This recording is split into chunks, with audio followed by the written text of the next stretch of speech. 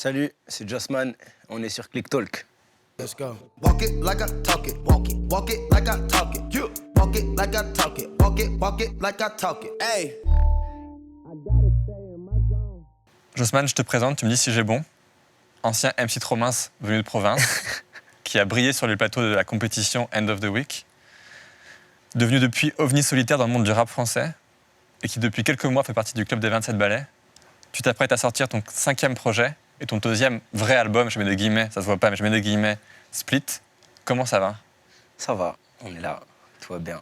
Dans une interview, tu disais que une semaine avant la sortie d'un album, tu l'écoutais en boucle. Là, on est à 10 jours, au moment où on se rend compte, on est à 10 jours de la sortie de l'album. Ça y est, tu l'écoutes en boucle? Je l'ai déjà trop écouté en boucle. Là, je suis plus dans la phase où j'essaie d'écouter complètement autre chose et de laisser passer les jours le plus vite possible. Et voilà, la musique, là, je peux plus y toucher. J'ai hâte que ça se propage seulement. T'en penses quoi de cet album? J'en suis comme d'hab super fier parce que je suis allé au bout du concept que j'avais en tête. J'avais envie d'aller au bout de mon idée. Donc j'ai pu vraiment aller là où je voulais, artistiquement, dans le global. Le premier clip qui annonçait cet album est sorti à la fin de l'année 2019. Pour moi, c'est le titre d'un des meilleurs, sinon, et là je vais être très subjectif, le meilleur titre de rap de la fin de l'année 2019, c'est Bambi. Cette putain de vie, je suis qu'un apprenti. Je suis né dans la nature, j'apprends sur le tas, j'ai survécu comme Bambi. J'ai volé, j'ai péché, j'ai menti, mais je suis pas si mauvais, je suis pas un bandit. On m'a éduqué comme un gentil, mais c'est juste que je suis qu'un homme, putain de merde, je suis pas parfait, je suis pas Gandhi. J'apprends de mes erreurs tous les jours, je béton, je me relève, c'est comme ça que je grandis. Quand les gros points en l'air, je brandis. Roule avec moi ou bien tant pis. On me dit que j'ai l'air insensible, pourtant dans ma tête, putain d'incendie. Yeah, majeur en l'air, bien dressé, définit bien mon ressenti. Pourquoi Bambi? C'est quoi le rapport entre Bambi et Jossman? Je pense la débrouillardise. J'ai toujours... Mais seulement la débrouillardise. Je pense qu'on n'a pas la même vie, loin de là. Il a une vie beaucoup plus cruelle que la mienne, au final. Mais les épreuves de la vie lui l'ont fait grandir. Et voilà, moi, je suis parti de ma ville assez tôt. Et puis, j'ai dû me débrouiller tout seul. Donc, dans la jungle parisienne, qui est la forêt pour Bambi. Je t'ai vu dire dans une interview que tu kiffais les animaux, notamment les chiens. Est-ce que c'est vrai aussi des biches, du coup? J'aime vraiment les animaux en général. Enfin, je suis fasciné par les espèces, par la vie en général, en fait. Donc, toute forme de vie, toutes les espèces animales qui existent ou quoi que ce soit, parce qu'au final, on est qu'une espèce parmi un milliard d'espèces. Et donc, voir un peu comment les autres évoluent, pensent, vivent, etc., ouais, ça m'a toujours fasciné. Je fais un petit aparté. À la toute fin du clip, il y a un plan de toi à côté du cerf. Ouais. Ce qui, normalement, n'arrive pas, mais là, je sais qu'il y avait un éleveur pour faire rendre ça possible. C'est cool de chiller avec un cerf? Ouais, de ouf. Surtout celui-là, c'était cool. Je lui ai donné à manger et tout. On a bien rigolé ensemble. C'était marrant. Plus sérieusement, c'est un titre et un refrain, notamment, où tu montres toute ta technique. Un refrain salué, y compris par des rappeurs qui ne sont pas du tout réputés pour être proches de toi. Je me souviens, par exemple, de Némir qui dit « Mais comment il fait ?» C'est important de rappeler que technique, tu l'es, à une époque où les nouveaux rappeurs ne le sont pas forcément autant que toi. En vrai, c'est pas important de le montrer par rapport aux autres, mais c'est important pour moi. J'aime le hip-hop, j'aime le rap. Donc j'essaye toujours d'aller au plus profond de mon art. Tu dis j'aime le hip-hop, j'aime le rap. Et pourtant, j'ai vu que depuis quelque temps, tu prends des distances avec le mot rappeur. Que tu l'aimes de moins en moins, ce terme. Parce que j'ai pas envie... je le trouve pas réducteur en soi, mais j'ai pas envie de n'être défini que par ce mot. Je sais rapper, mais je sais faire plein d'autres choses. Donc j'ai pas envie d'être défini juste par ce mot. Si tu devais te définir, toi, tu dirais quoi? Un jeune mec, un jeune Renoir qui fait de la musique, qui est chaud dans son délire. Voilà. Dans ce qui doit être, je crois, une de tes toutes premières interviews, sinon la première, en 2015, tu disais « Si je savais chanter, je serais un chanteur de R&B ». Ouais. Est-ce que depuis, tu as pris des cours? J'ai pris des cours. J'ai pris des cours de chant, j'ai kiffé d'ailleurs. J'ai pris des cours de chant avec monsieur Eric Tardelli, qui est un excellent prof de chant, qui a eu beaucoup de grands chanteurs entre les mains. Donc c'était cool. Je l'ai plus fait pour moi que pour ma carrière, mais j'ai appris plein de choses. Et ouais, non, c'était une excellente expérience. Ça t'a appris quoi? Je faisais ça en parallèle d'une de mes plus grosses tournées, donc le JOS Tour. Donc ça m'a appris beaucoup par rapport le rapport entre le chant et la respiration. Ça, c'est des choses qu'il faut savoir et une fois qu'on sait, qu'il faut garder et s'entraîner. Donc, je l'ai dit, l'album Split est sur le point de sortir. Dans le morceau Boss, c'est toujours en 2015, tu disais chacun son tour. Vu l'attente qu'a suscité la sortie de cet album, est-ce que tu as l'impression que ça y est, ton tour est venu? On n'en est pas loin, je pense. On n'est pas loin. On n'est pas loin de mon tour. Après, chacun son tour, ça veut dire que c'est un roulement constant. Donc, ce sera mon tour le jour de ma sortie. Et puis après, on verra en fonction de si les gens aiment les morceaux continueront à vivre. Mais ouais, je pense que mon tour, ce sera le jour de cette sortie. Ce sera ton tour. Ouais. Et pourtant, dans le titre Seul, qui est sur l'album, tu dis « Je suis sur le bon chemin, mais encore loin du rivage ». Mais exactement, c'est pour ça que je dis bon, ce sera mon tour pour cet album-là, par exemple, le jour de ma sortie, mais j'aurais pas atteint tous mes objectifs de vie, entre guillemets. Mais du coup, c'est quoi le rivage? C'est quoi les objectifs de vie à remplir? De voir tous mes proches heureux, que mes parents arrêtent de se battre,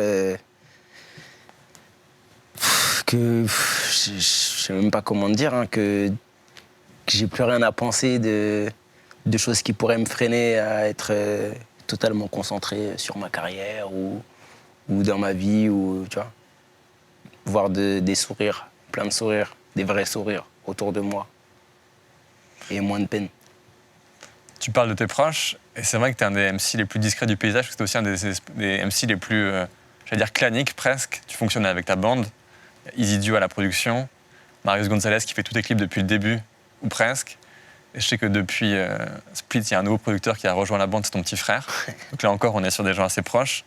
Tu as posté 9 fois sur Instagram en 1 an et demi. Tu fais plus de clips que tu fais d'interviews. D'ailleurs, c'est la seule, je crois, que tu vas donner pour la sortie de Split. Merci beaucoup d'être là. Ta discrétion, c'est ce dont parle ton morceau Petite Bulle, qui est sur Split aussi. Est-ce que c'est compliqué pour toi de devenir un personnage public? Un petit peu. En vrai, je vais pas mentir, hein, quand j'étais petit, j'ai toujours rêvé d'être à la place des Lil Wayne que je voyais à la télé. Mais au final, je me rends compte que ça colle pas avec ma personnalité et ce que je suis vraiment. Donc ouais, c'est un peu contradictoire d'être un personnage public quand on est plutôt réservé. Mais voilà, je travaille sur ça, je fais des efforts. Et puis voilà, en vrai, pour l'instant, j'essaye de faire le moins de choses négatives possible. Je fais de la musique, j'essaye de partager des bons messages, des bonnes émotions, des bonnes vibes. Donc au final, en vrai, les gens me le rendent bien. Mais donc en vrai, c'est cool. Il y a 2-3 trucs qui peuvent parfois waouh, qu'est-ce qui se passe là? C'est pas normal, ça. Par exemple? Je sais pas, une anecdote, un jour je fais un festival je sais plus où et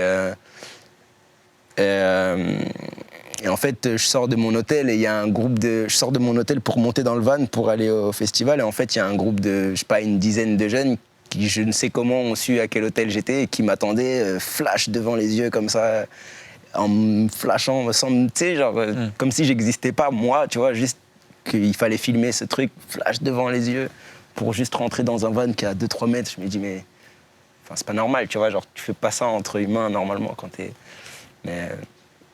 Mais voilà, c'est le genre de truc, moi, ça me gêne en fait. Ça me gêne. J'ai pas l'impression de.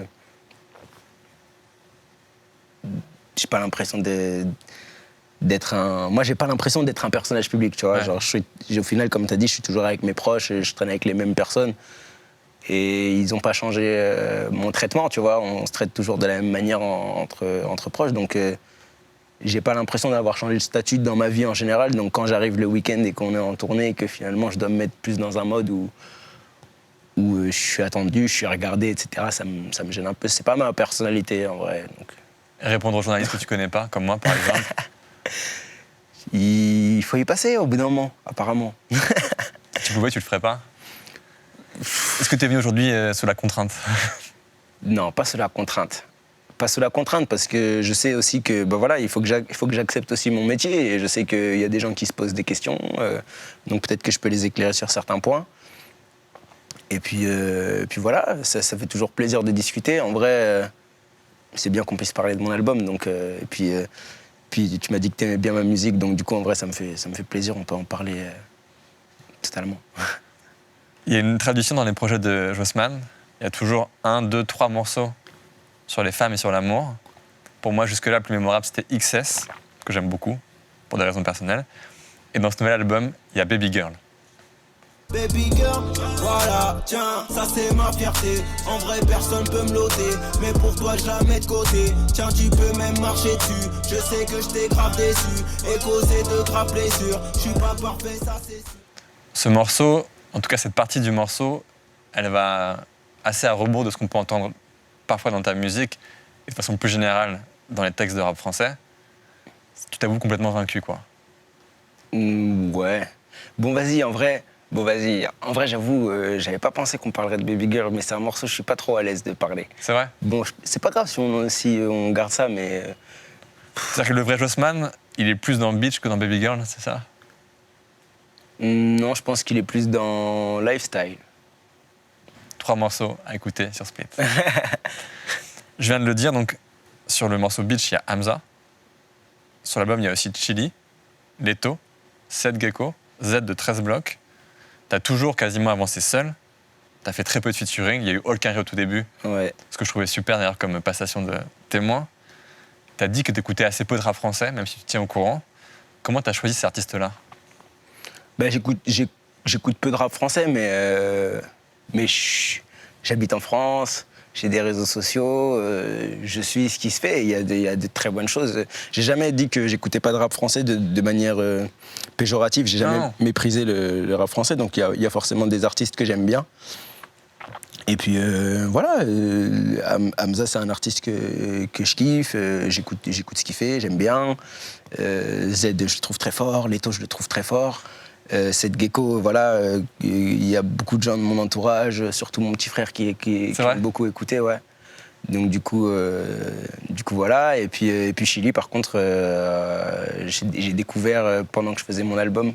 Ah, parce qu'on l'a tous découvert dans les 12 derniers mois, ouais. Ouais, voilà, Chili, j'ai découvert, j'ai kiffé direct, je lui ai écrit directement, je le trouve super talentueux. Donc j'avais envie de faire un morceau avec lui. Dans ce morceau, j'avais envie de faire des featuring, de commencer à faire des collaborations. C'est un nouveau, entre guillemets, challenge. Parce que c'est pas la même chose quand tu débutes et que tu cherches un featuring pour essayer. Alors que là, c'est vraiment, je l'ai fait plus en mode... c'est vraiment des collaborations, tu vois. J'ai vraiment essayé de collaborer. Et oui, c'est pas juste des échanges de notes vocales.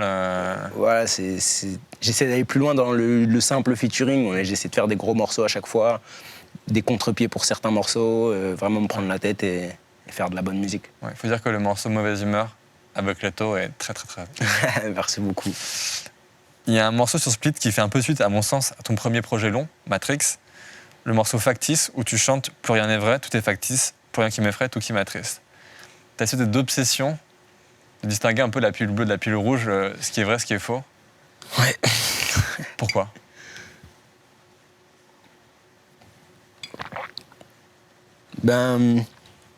Parce qu'on est dans un monde plein d'illusions. J'essaie de garder les yeux en face des trous, tout simplement. Et de savoir ce qui est bien pour moi, ce qui est utile, distinguer l'utile du futile. Voilà. Alors, est-ce qu'on peut faire un jeu? Ouais. Je prends des paroles de tes chansons. Ouais. Et tu me dis si c'est vrai ou si c'est faux. Ok, j'espère qu'il n'y a pas de faux, mais vas-y. Vrai ou faux, t'as perdu le sens de la fête? Vrai. Pourquoi? T'as 27 ans, c'est un peu jeune. Ouais.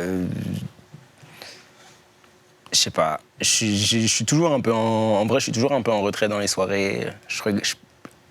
Je regarde un peu plus les gens s'amuser que je m'amuse en général. Mais voilà, après, dès qu'il y a fête, s'il y a tous mes potes, etc., je suis là. Hein. Et le fait d'être Jossman, le rappeur qui cartonne, ça aide pas à prendre la lumière en soirée? Bah, c'est pas vraiment la lumière que je veux, tu vois, justement, en soirée, au contraire. Comme je t'ai dit, j'en rêvais quand j'étais petit, mais ouais. Aujourd'hui, ça me manque d'arriver dans une soirée totalement anonymement et de pouvoir rencontrer des gens, tout simplement, pouvoir me présenter. Tu vois. Tu te présentes comment quand tu te présentes? En général, souvent, des fois, j'ai plus besoin de me présenter, malheureusement. Mais sinon, je dis que je fais de la musique.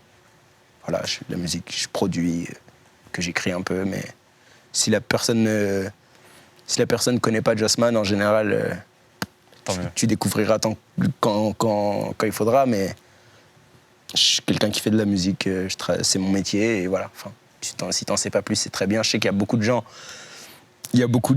qui écoutent des chansons et qui savent même pas quelle gueule j'ai, tu vois, et ça, c'est un truc que je kiffe en vrai. Vrai ou faux? C'est dans J'allume. Plus tu avances, plus ce monde te fait peur. Ah, bien sûr. Si tu regardes le monde avec les yeux grands ouverts, il y a plein de choses qui sont alarmantes. Les températures augmentent, les glaces fondent, les forêts brûlent.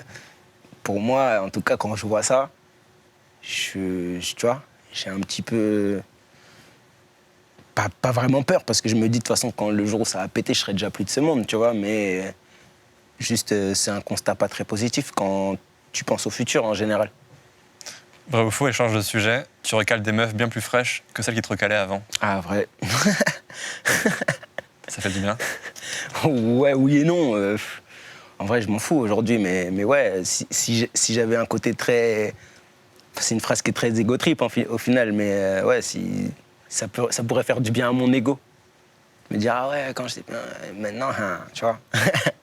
Alors, je reste sur l'ego-trip, c'est pas dans ton album, mais vrai ou faux, depuis que Neymar t'a mis dans sa mixtape, ta vie a tout changé de A à Z. Ah, complètement faux. Ça, c'est pas mon texte, par contre. Non, c'est pas toi, mais Ouais. Non, complètement faux, ça a rien changé à ma vie, en vrai. Tu as compris comment tu t'étais retrouvé sur les morceaux préférés de Neymar? Non, en vrai, j'ai pas trop compris. Juste un jour, Nike, ils m'ont appelé, ils m'ont dit Neymar, il aime bien ce morceau, oui ou non? Oui, c'est tout. Ouais, tu l'as pas rencontré Non, jamais de la vie. Dans End of the Week, en 2014, tu disais MC trop mince, venu de province. C'est vrai, t'es le seul rappeur à avoir placé la garde d'Austerlitz dans une phrase. Les gens connaissent mal Vierzon, la ville d'où tu viens, c'est normal. Moi, je connais bien, j'y ai vécu 16 ans. S'il y a un truc à savoir sur Vierzon, c'est qu'il y a zéro scène rap. Je pense que tu seras d'accord avec moi. Le seul groupe qui a eu un début de notoriété s'appelait Duo du Bled. Ils ont poussé. Me choque. Tu connais ou pas? Mais bien sûr. Ça me choque carrément, ça me choque que tu... Je crois que c'est un de mes premiers CD de rap. Sérieux? Ouais, c'était le grand frère d'un ami à moi. Alors, j'avais pas prévu que ce soit le cas, mais est-ce que tu peux écouter un morceau pour le plaisir? Vas-y, je suis chaud. C'est parti. Ewa, Ewa, Ewa, tous les Harbi, Harbiya, et tous ceux qui sont bien là, on y va, on fait hella. Ewa, Ewa, Ewa, tous les Harbi, Harbiya, et tous ceux qui sont bien là, on y va, on fait hella. Ewa, Ewa, Ewa, Ewa, Ewa, Ewa, Ewa, Ewa, Ewa. C'était Mustapha Swalad et Ayoub El Alaoui, T'es ouf. Duo du Bled. Comme j'ai dit, c'est le seul clip qui a fait un peu de rap, qui a poussé jusqu'au clip, et on voit que c'est pas produit avec des moyens faramineux. Et donc je me dis, comment un mec qui a 18 piges, comme c'est ton cas, se met à faire du rap dans une ville où il n'y a personne qui en fait? Je pense que j'aurais fait du rap, peu importe d'où je viens dans ce monde, en vrai. Enfin, je dis ça, mais c'est pas la ville qui m'a conditionné. En vrai, c'est ma grande sœur qui m'a mis dans le hip-hop très tôt. Et j'ai toujours eu un côté perfectionniste. Et en fait, j'ai commencé à faire de la musique parce que j'écoutais de la musique et j'avais toujours l'envie et un peu le besoin, limite, de faire mieux que les trucs que j'aimais bien, mais pas assez, tu vois. Je sais pas, un son, c'est trop bien, mais la prod, bof. Du coup, je vais apprendre à faire des prods. Puis pareil, j'aime bien les prods, mais putain, j'aime bien son flow, mais là, j'aurais peut-être plus rimé comme... Allez, je vais me mettre à écrire mes propres rimes. Et puis, j'ai un peu commencé comme ça. Mais... Et puis, ouais, bah après... d'un côté, c'est bien, parce que le fait d'être tout seul, j'ai su et j'ai pu m'éduquer moi-même à la musique que j'aime, moi, tu vois, avant tout. Et c'est quoi la musique que t'écoutais toi il y a 10 ans ou il y a 15 ans? C'était qui les mecs qui ont marqué ton enfance rap ou ton adolescence rap? Lil Wayne. Je peux pas... En vrai, s'il y en a un, si tu demandes à mon frère ou à mes potes de quand j'étais petit, ils vont me dire Lil Wayne. T'as écouté le dernier ou pas? Ouais, j'écoute à chaque fois, mais c'est plus pareil. Pareil. C'est plus pareil. C'est plus pareil, mais ouais, il m'a beaucoup aidé à comprendre cette liberté artistique. Tu vois, tu peux faire tout ce que tu veux, il n'y a pas de limite. Il avait aucune limite, il faisait tout ce qu'il voulait et il avait toujours des nouveaux flows, des nouvelles inspirations, des nouvelles vibes, des nouveaux... Et ouais, beaucoup Lil Wayne, quand même. Et puis Booba en rap français. Comme on l'a dit, t'as appris à tout faire tout seul, t'as fait certains de tes prods, on a son petit frère qui est préposé à la tâche. T'as aussi co-réalisé certains de tes clips avec Marius Gonzalez, que je salue et qui vient aussi de Vierzon.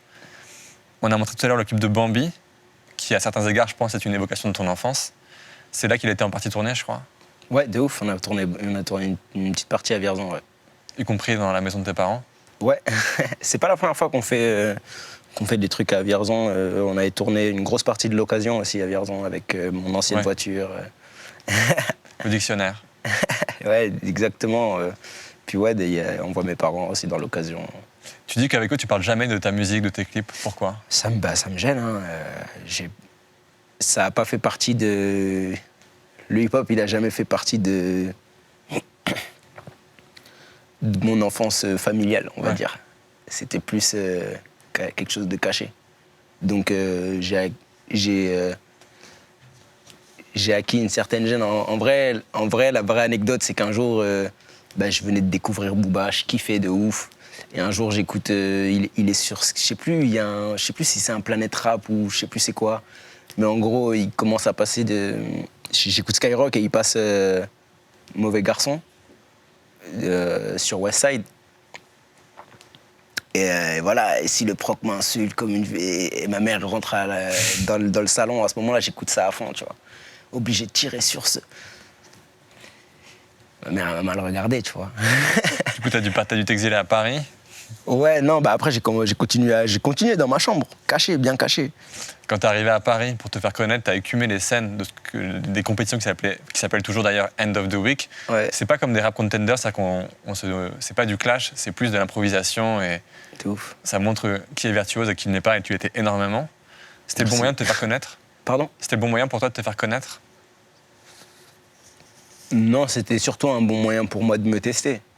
Je regardais End of the Week quand j'étais petit, je regardais les versions américaines, puis j'ai regardé les Français, je voyais les Philémon tout déchirés, je me disais mais comment il peut faire ça, tu vois?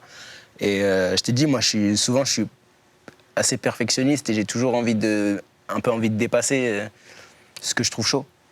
Donc voilà, je me suis dit j'ai envie d'essayer de tout niquer là-dedans pour voir. Et puis ouais, j'ai eu la chance de gagner l'édition à ma première participation.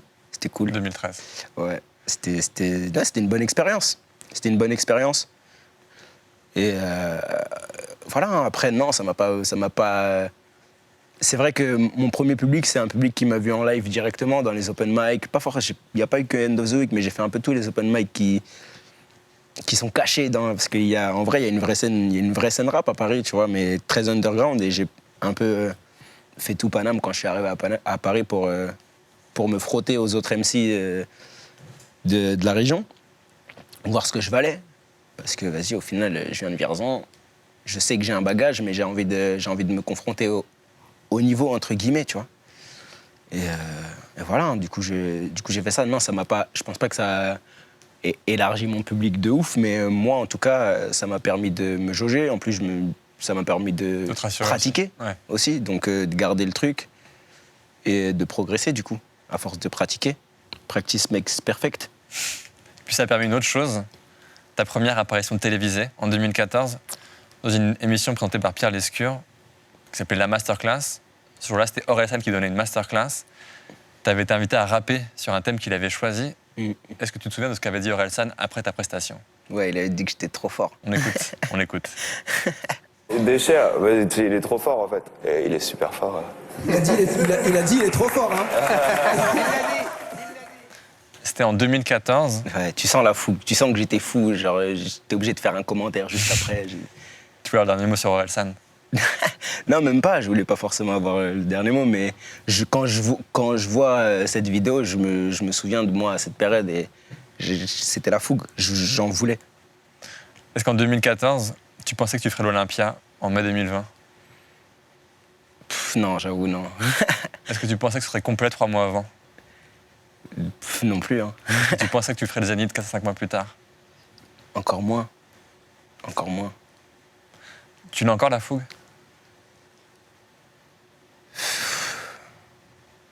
C'est une excellente question, ça. Je sais pas, non, je pense que je me suis assagi. Je me suis calmé. Il y a un thème que tu apportes beaucoup dans cet album et dans les précédents. C'était notamment du morceau J'allume. Plus j'avance, plus ce monde m'écœure. Plus j'avance, plus ce monde m'écœure. Mes larmes se noient dans la liqueur. Yeah. J'allume afin que le ciel m'effleure. J'allume afin d'éteindre mes pleurs. J'allume et je tourne pendant des heures. J'allume. J'allume. J'allume. J'allume. J'allume. J'allume un stick et je traîne mon spleen. J'allume la green que je sors mon jean. C'est difficile de parler de ce thème-là, le cannabis, en télévision, parce que je devrais te dire à chaque phrase, c'est interdit, c'est illégal, n'en consommez pas. Donc on va faire un petit jeu, si tu veux bien. Vas-y. Je vais te poser des questions, et c'est interdit pour toi de me répondre la weed, un joint, de la drogue, quoi que ce soit. Ok. T'es prêt? Tu fais quoi le soir quand tu veux te détendre?